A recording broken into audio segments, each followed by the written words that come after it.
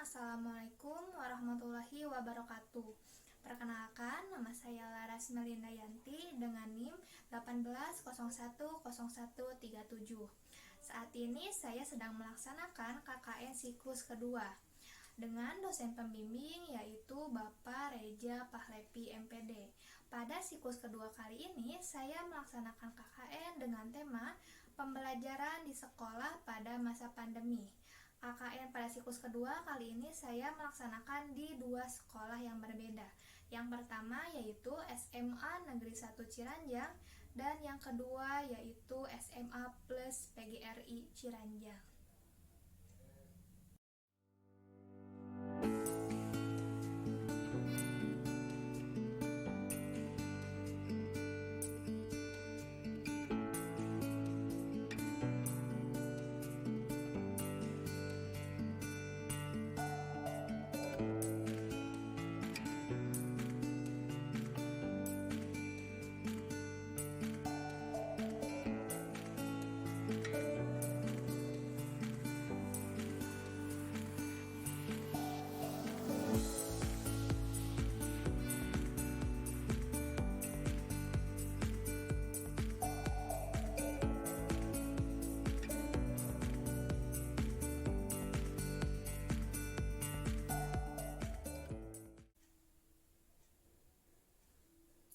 Di SMA Negeri 1 Ciranjang dan di SMA Plus PGRI Ciranjang, saya melaksanakan dua kegiatan.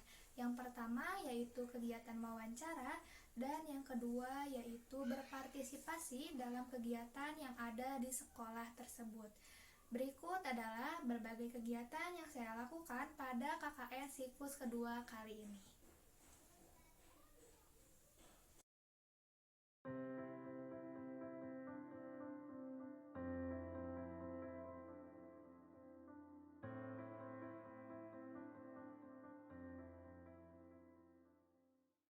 Mungkin saat awal Bapak mengetahui bahwa sistem pembelajaran ini diubah, yang asalnya dari tatap muka menjadi daring, apa sih yang Bapak rasakan? Yang dirasakan sih bingung ya. Awalnya kita bingung harus bagaimana ngajarnya tanpa tatap muka. Tetapi sekolah juga memberikan jalan keluar, pemerintah juga memberikan solusi. Kita adakan in-house training, guru-guru di in-house training bahwa kita punya program LMS. LMS itu adalah Learning Management System. Lalu si guru-guru bisa mengajar lewat aplikasi LMS itu. Jadi kita diajarkan supaya kita bisa tetap mengajar, bisa di sekolah, bisa di rumah. Yang penting kita punya aplikasi LMS. Lalu ada satu lagi, kita pakai streaming YouTube. Nah, kalau streaming YouTube itu kita harus datang ke sekolah karena studionya ada di sekolah. Jadi siswa mengikuti pembelajaran lewat streaming YouTube. Kita di sekolah, di studio mengajar begitu, seperti itu. Awalnya sih bingung, tapi setelah dilatih tidak. Ya, seiring berjalannya waktu mungkin ya Pak ya? Ya. Nah ya, sekarang mungkin apakah Bapak ada persiapan khusus dalam menghadapi sistem pembelajaran yang diubah ini Pak? Kalau persiapan khusus sih khusus ada kali ya, berbeda dengan persiapan yang waktu tatap muka. Jadi persiapan khususnya adalah kita harus mempersiapkan materi. Kalau mau kita streaming YouTube, kita buat dulu konten YouTube kita, gitu ya. Kita buat konten YouTube, materi apa yang akan kita sampaikan, lalu kita sharekan ke anak-anak. Yang kedua, kita harus bisa mengajar seperti apa ya, tetap via daring tapi seperti tatap muka biasa begitu. Nah itu memang agak harus menuntut keahlian berbicara juga. Dan itu persiapan khususnya kali ya. Nah, mungkin kan sistem pembelajarannya diubah dari tatap muka ke online dengan media LMS itu. Nah, selain media LMS dan streaming itu, apakah ada media lain yang digunakan? Sebenarnya media yang lain yang digunakan, kalau untuk sekarang saya menggunakan berbagai aplikasi ya. uh, karena kita ini sekolah penggerak, kita kan terpilih menjadi sekolah penggerak.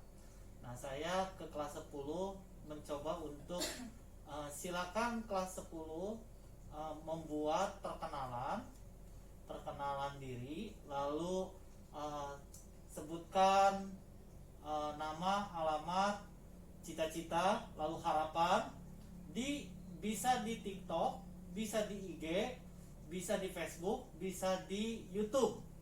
Tapi harus tetap konten itu menyertakan aplikasi yang saya punya juga. Misalkan kalau di TikTok saya kan punya @yusuf_berbagi, di IG saya punya @yusuf_berbagi juga. Nah, harus seperti supaya saya bisa lihat begitu. Jadi paling itu yang saya tambahannya. Sekarang mungkin mengenai sarana dan prasarana, Pak. Dalam setiap pembelajaran itu pasti harus mendukung ya sarana prasarana yang digunakan. Nah, untuk di sekolah ini sendiri, apakah sarana dan prasarana itu mendukung untuk sistem pembelajaran daring? Kurang lebih sih sudah cukup memadai ya. Kita punya 6 studio. 6 studio itu per tingkat level kelas itu ada 2 IPA IPS. Kelas 10 berarti 10 E1 sampai E6, E7 sampai E4, E12. Kalau yang kelas 11 IPA IPS, kelas 12 IPA IPS. Nah, semuanya studio itu dilengkapi dengan internet, jaringan internet langsung begitu. Dan komputer ada begitu. Guru-guru bisa pakai begitu. Jadi cukup mendukung dan memadai fasilitasnya. Sekarang ke respon siswa nih, Pak. Pasti kan berbeda ya saat kita mungkin melakukan pembelajaran secara tatap muka dengan diubahnya sistem menjadi daring ini. Nah, saat diubahnya sistem tersebut, apakah ada perbedaan respon dari siswa? Responnya beragam ya. Ada yang biasa saja, ada yang menjadi luar biasa, ada yang pasif sama sekali. Yang luar biasa, mereka responnya tetap semangat begitu ya, tambah semangat walaupun belajar dari rumah. Yang biasa saja ya biasa sajalah begitu ya, ikut-ikut begitu. Nah, yang pasif inilah yang lumayan ada juga begitu ya. Kadang suka tidak hadir di pembelajaran. Kadang susah juga dihubungi karena mungkin kuota, HP yang tidak support mungkin ya.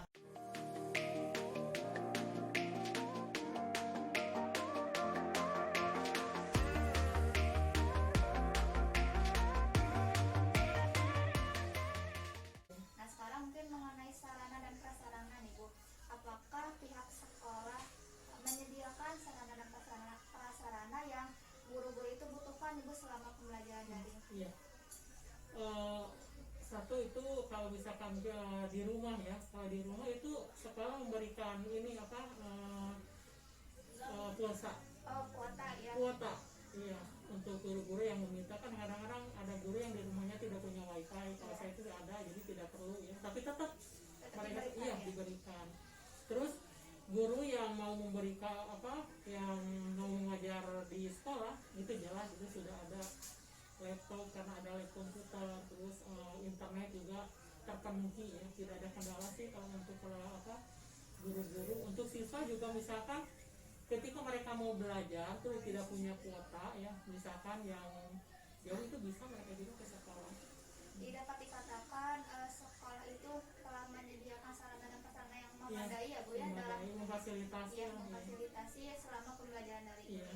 Nah, sekarang masuk ke respon siswa nih, Bu ya.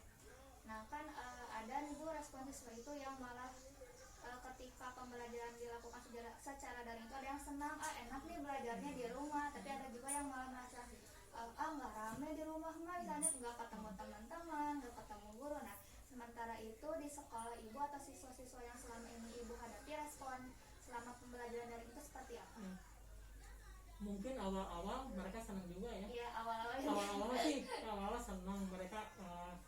Satu bisa tidak ke sekolah. Biasanya kalau datang ke sekolah kan tidak boleh telat, kan ada sanksi dan lain-lain. Khusus gitu ya kalau ke sekolah. Terus kan kalau misalnya tatap muka dimulai dari jam 7 sampai jam 3. Nah, awal-awal mereka tuh kegiatan daring ya seneng, tapi hanya itu hanya bertahan berapa bulan, terus mereka tuh jenuh, Ya pasti. jenuh, Ya. bosan. Terus karena pembelajaran tuh hanya lewat Zoom, tidak ada tatap muka, banyak hal pokoknya yang hilang ya. Jadi mereka itu lama-lama bosan, sudah tidak mau lagi belajar dari rumah, Ya. maunya tatap muka.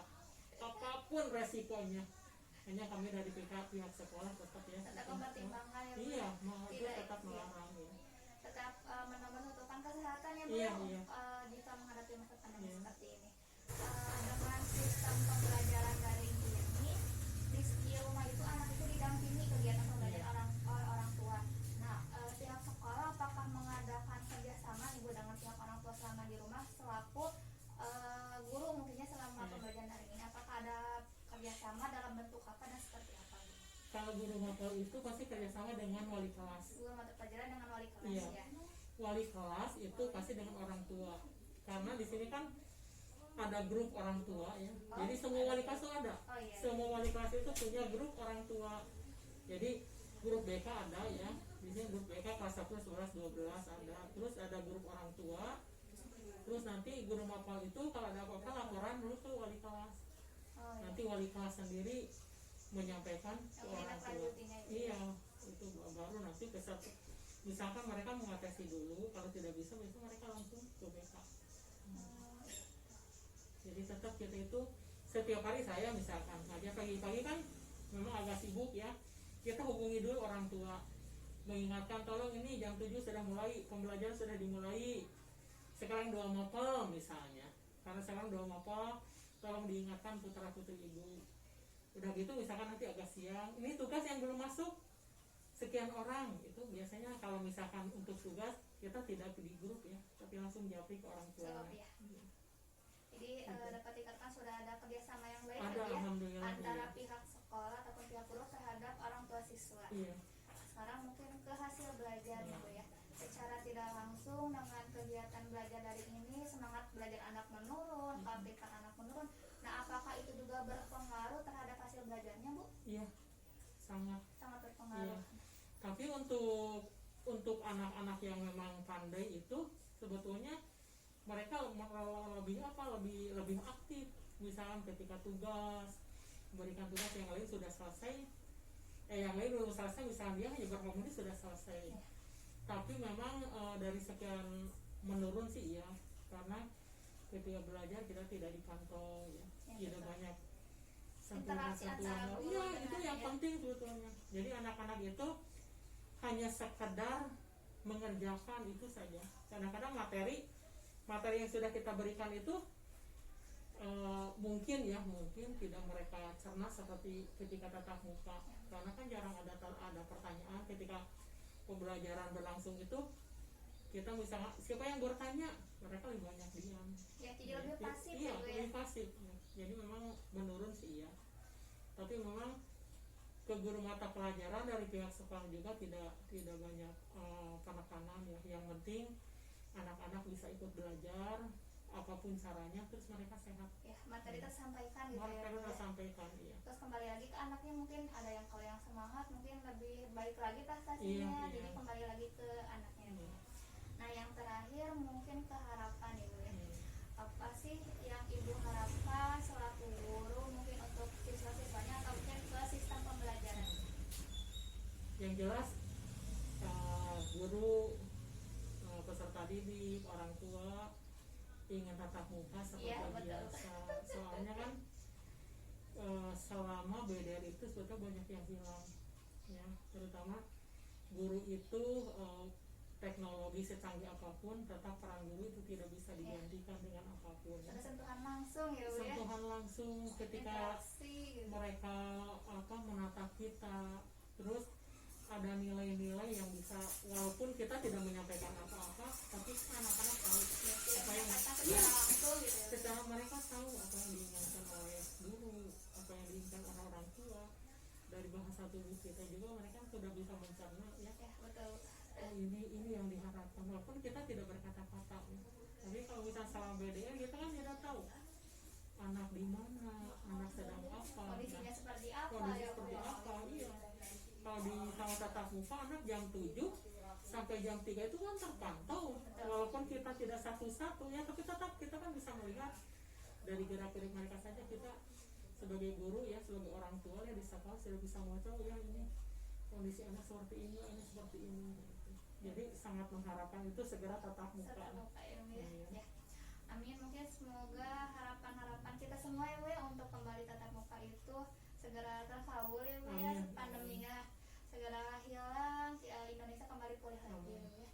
Mungkin cukup sekian Bu kegiatan wawancara kali ini. Sekali lagi Laras ucapkan banyak terima kasih kepada Ibu yang telah menyempatkan waktunya untuk Laras wawancarai.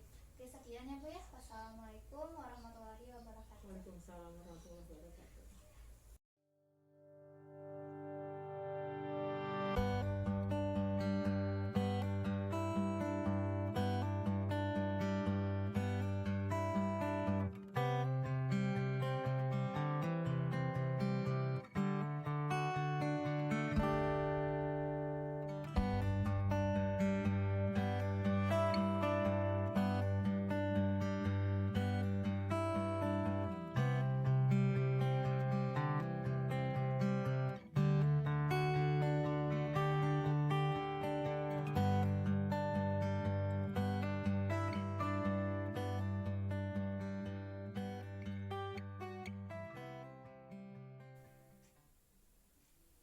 Alhamdulillahirobbilalamin, kegiatan KKN pada siklus kedua kali ini telah selesai. Saya ucapkan banyak-banyak terima kasih kepada dosen pembimbing lapangan yaitu Bapak Reja Pahlepi MPD. Tak lupa saya juga ucapkan banyak-banyak terima kasih kepada seluruh pihak yang telah terlibat dalam kegiatan KKN siklus kedua ini. Mohon maaf apabila banyak terdapat kesalahan dan juga kekurangan. Sekian dari saya. Wabillahi taufiq wal hidayah. Wassalamualaikum warahmatullahi wabarakatuh.